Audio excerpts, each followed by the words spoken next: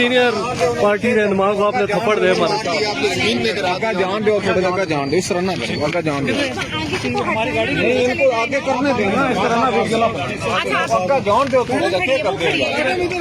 वहाँ सब बताएंगे क्या मामला क्या हुआ सर? आप तो माशाल्लाह बड़े हम्बल हैं, बड़े पेशेंट हैं। गाड़ी में बैठ के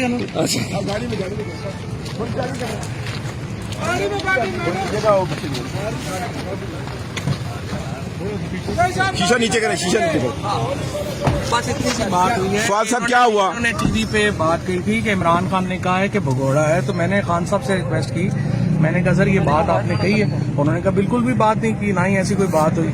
वो मैंने उन्हें कहा कि जब आप इमरान खान का नाम तो इसके लिए यूज ना करें ना। बहरहाल अब खान साहब ने कहा सुलह करा दिया तो हो गई, अब बस सुलह होगी अब सर? सुलह हो गई, सुलह हो गई सर जी, सुलह तरफ से सुलह हुई है, दोनों तरफ से हो गई है। हमारी तरफ से जो खान साहब ने हुक्म दे दिया तो हो गई। क्या हुक्म दिया?